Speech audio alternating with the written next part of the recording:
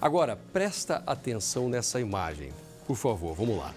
Tem uma mulher que ela entrega o nome de 3 pessoas para uma cerimônia do É o 7º dia da morte de alguém, sabe? Ela quer fazer uma cerimônia para o 7º dia da morte dessas pessoas. Só que elas ainda estão vivas. Ela está chegando agora na igreja. Eu quero fazer uma cerimônia. Por quê? 7º dia da morte. Ah, tudo bem, a pessoa pega. Só que depois descobriram que essas pessoas estão vivas. Ela está aparecendo aí na imagem. O nome dela é Elimara, de 55 anos, suspeita de dopar o marido, o empresário Benedito Amaral, com altas doses de remédios controlados e roubar uma fortuna que ele acumulou por toda a vida, avaliada em 50 milhões de reais. Benedito morreu.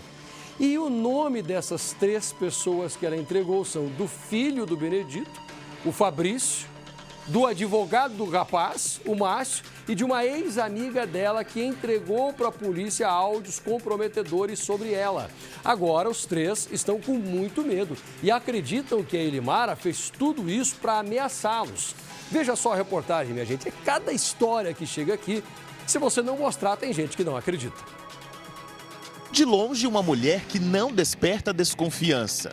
Ela entrega os nomes de 3 pessoas para uma missa de 7º dia das mortes delas. Só que tem um detalhe: essas 3 pessoas ainda estão vivas. No jarrão do crime, isso é uma ameaça de morte. Fatalmente era para nos calar. Falar, olha, melhor vocês pararem de mexer com o processo, que senão vocês vão ter o mesmo fim que o seu Benedito. No centro de uma história de cinema, Elimara e Benedito. Os 2 eram primos. O empresário Benedito Amaral se separou da primeira esposa no começo da década de 90 para casar com ela. Nos últimos 2 anos de vida, Benedito ficou na cama de um hospital. Ele morreu aos 75 anos. A morte do empresário provocou desconfiança da família. Fabrício, filho dele, acusa a ex-companheira do pai, Elimara, de 55 anos, de dopar o empresário com altas doses de remédios controlados e roubar a fortuna que Benedito acumulou por toda a vida, algo avaliado em 50 milhões de reais. Ela fala no áudio, entendeu? Que ela dopou, que ela tomou tudo do meu pai. Os áudios são reveladores. Elimara enviou para uma amiga quando o Benedito estava na UTI. O meu ex-marido tá quase morto, mas o desgraçado não morre logo, sabe? Tanto é que se eu não tivesse raiva dele, eu não tiraria tudo que eu tirei dele. Eu tirei com gosto e quero tirar o resto. A amiga diz que ficou em choque quando recebeu os áudios e entregou as mensagens para a polícia. Não sei se era uma pessoa carente, mas ela precisava de atenção. Eu fiquei em choque e eu fiquei com muito medo. Na troca de mensagens, Elimara parece se divertir ao contar sobre o plano para ficar com o patrimônio milionário do marido. Porque meu ex está tão assim abobado, sabe, que ele foi assinando tudo para mim sem saber. Por quê? Por causa do Zolpidem, que eu tenho um patrimônio de 33 milhões de reais. Eu tô montando uma estratégia aqui, porque eu fiquei com todo o patrimônio, né? Todo, até a casa do condomínio, é minha, tudo meu, tudo. Só deixei pro meu ex um sítio e metade de um prédio comercial. E eu tô bolando uma jogada aqui e eu vou tomar essa metade dele. Mas eu tenho que aparecer com essa BMW. Eu ainda vou pegar a metade que eu dei na partilha para ele, eu vou tomar de volta. É só ele assinar um documento que eu já tô bolando com o João. O carro importado a que a viúva se refere é o mesmo que aparece nas publicações dela nas redes sociais e está na garagem da casa de Elimara, em São José dos Campos, interior de São Paulo.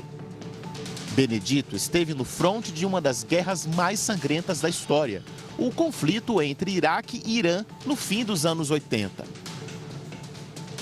Virou homem de confiança de Saddam Hussein. Era ele quem fazia a manutenção dos tanques militares.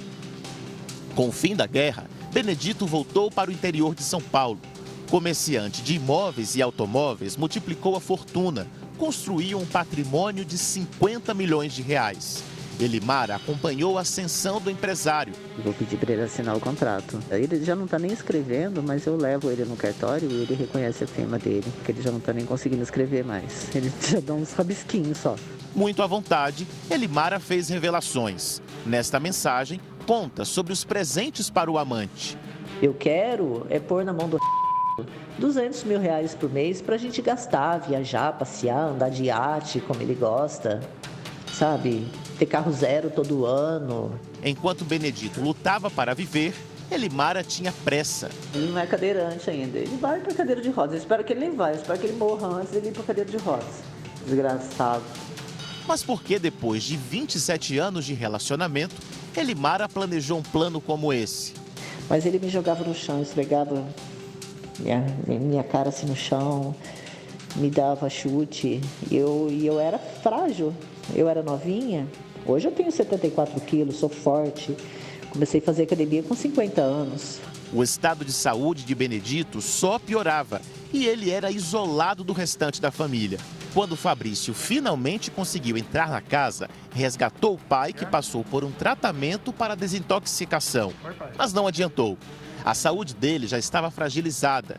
Este advogado fez um pente fino nos cartórios e fez descobertas importantes. Um remédio que era para tomar 2 doses por dia, ela dava de 10 a 15 doses. Ela dopava, ela dava remédios psicotrópicos muito acima do que uma pessoa normal poderia ter. A ex-amiga de Elimara hoje é uma testemunha protegida pela justiça. A mulher trocou de cidade, vive escondida e mesmo assim com muito medo. Houveram inúmeros percalços depois de que eu fiz a denúncia. Eu tive que parar a minha vida. Eu não tenho mais local de trabalho, eu não saio, eu fico em casa, não tenho vida social, não tenho... Mas o que eu puder me esconder, para mim, é melhor. Medo que ficou ainda maior ao saber que Elimara colocou o nome dela, do filho de Benedito, Fabrício, e do advogado da família na cerimônia de homenagem pós-morte. Com certeza é uma ameaça. No caso, eu acredito que na cabeça dela eu lesei ela. Elimara foi acusada por tentativa de homicídio, mas responde ao processo em liberdade. Ela também deve ser acusada por coação depois que a imagem que ela aparece solicitando uma homenagem póstuma para 3 pessoas vivas foi divulgada. A viúva mora em São José dos Campos, em uma área nobre, repleta de casas de alto padrão. Um oficial de justiça esteve no endereço dela 3 vezes, mas não conseguiu intimá-la. Elimara anda livremente pela cidade. Já foi flagrada na caminhonete que era do marido. Nas redes sociais, também não faz questão de se esconder. Mantém um perfil aberto ao público com publicações diárias. Na academia, em viagens, ostentando carros de luxo.